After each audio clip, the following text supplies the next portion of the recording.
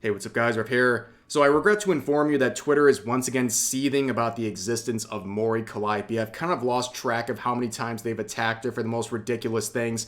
It's actually kind of amazing for a woman named Karen. She has this unbelievable ability to make everyone around her act like a bunch of Karens and cancel her for the stupidest stuff. We've seen many things over the years, whether it's the tired memes attacking her music or her fans, or the time that she was given death threats for doing a song cover, or the time that people tried to get her fired from hololive because she had unexpected guests at her Airbnb she shared with Gargura. We've also seen people attacking some of the bigger projects that she's been a part of. Only a few months ago we saw this big collab she had with Metal Gear, and now she's at a point where it's not just music she's making for her own channel, she's getting big collabs with major video game studios and anime studios as well, so people are basically just seething over that level of success, and we're seeing that once again with Today. So recently it was announced that there is a new trailer for the upcoming Suicide Squad Isekai. If you haven't heard about that anime, a lot of people are hyping this up, and it's releasing later this year.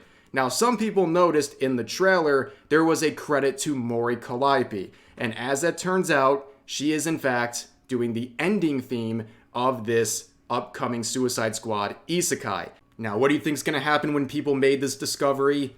Seething, of course. Here you have a music reviewer getting over 10,000 likes with this quote saying, "Please don't tell me that is who I think it is," singing in the background of this. Boo! Mori Calliope jump scare. These people are absolutely obsessed. She lives rent-free in their heads that they feel the need to express it anytime they hear about some project she's a part of. It's made people like me into Mori Calliope defenders when I never in a million years thought I'd have to say anything in defense of her, but people keep coming after her for the stupidest things. And the complaints look a lot like this. Someone saying, "Stop effing commissioning Mori Calliope for music tracks. Oh my effing god, nobody want her." You think nobody wants her? You think that she has no fans? There's no value that she brings to a project? Like, I get it. You can dislike someone's music, you can dislike their content, whatever. But I hate when people get delusional and act like, their view of something must represent the whole world. Like, it's a really narcissistic thing where they think, well, if I don't like someone, then surely the whole world doesn't like her. Well, obviously people like her. She has an infinite number of fans, millions of them across the world. She keeps landing big gigs with these studios who clearly wouldn't be wasting their time on someone who's not going to benefit their project. It's just insane levels of cope. So moving on to another quote, this one with thousands of likes, saying, "I was considering watching this purely for Peacemaker, then I saw Mori Calliope, so never mind."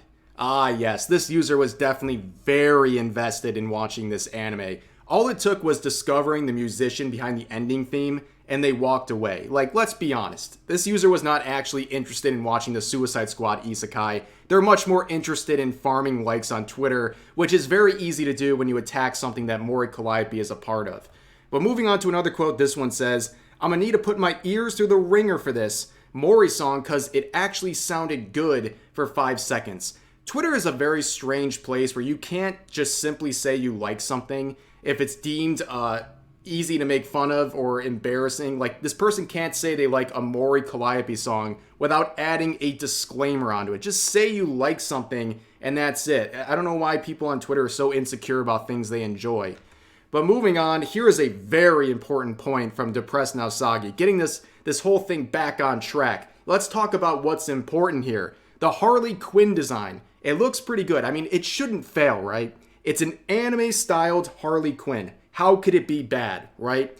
But this is a big project, and hopefully something good comes out of this, because anything related to DC is almost a guaranteed flop these days. So hopefully this turns out to be a really good project. The trailers look good. I have some cautious high hope for this anime. Hopefully it's something fun, something good, but we'll have to wait and see. It comes out later this year. But that's all I wanted to say about the current Suicide Squad Isekai anime.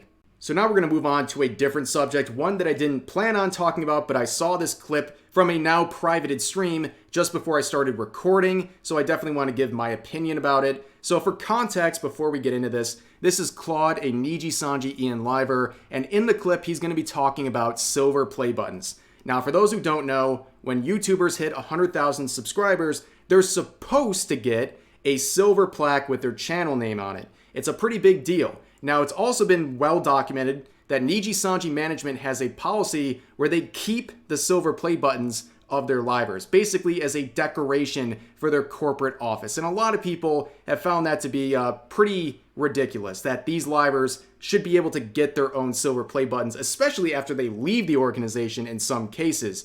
But let's see what he has to say in this, like I said, this clip from a now privated stream. And now it's gonna stay at the office next to all the other really cool buttons. Which, by the way, I think, okay, there's some people who are sitting here. I guess this is gonna be something to touch on just a little bit, but I talked about this in like the membership post too. Spoilers, by the way, I guess. You know, I guess here's the thing. I know there are some people who are being like, oh my god, how come the livers can't have their own button? How come they can't take it home? And it's like, all right, dog, you know what? If we really wanted one, we could just fucking ask. But whatever, man. Okay, so definitely a lot of cope. If you have the ability to get one, if you can just ask, you should ask and get your silver play button because you earned it. Obviously, being in Nijisanji, having the help of the management and the other livers, it helps elevate the number of subscribers you're going to get, obviously. But at the end of the day, you're the liver entertaining people and they're supporting you. So if you earn something like that, you should be happy about it and you should get your silver play button. You earned it. And also this idea of we can just ask. It reminds me of when Vox Akuma was talking about the Sullen termination, that whole situation, where he said, well, we could just leave, or you can just graduate anytime you want. It sounds like a weird cope, and once again, running defense for Nijisanji management, which is just a sad thing to see. You know, I think the bigger thing for me is that it's really fucking cool the fact that I even have a button to begin with. You know what I mean? If I can even have a button, man, that shit's already cool enough. Second of all, I think it's all the more important the fact that, like, damn, I can have that shit next to the other cool people who also have the really cool button. And I was like, damn, I want that. Again, that's a lot of cope. That's not as enjoyable as physically owning your play button. I mean, it seems like that's just the reality of the situation. It's cope because he knows he's not going to get the play button, so he has to cope and say, well, at least it's surrounded by other people's play buttons, and that makes me feel good. You know, I get, I guess, a little frustrated about this play button situation. I feel like I mention this like once a year, but for those who are newer to the channel, I'll give you some ancient Rev lore. I, despite hitting 100,000 subs over 4 years ago, have not received my silver play button. It has been a long ordeal. I applied many times. You could only apply every 3 months. I did this continuously, and at first I got rejected every single time, and YouTube claimed that my content was essentially stolen or made through bots, which is a very lovely thing for YouTube to say about my content, by the way.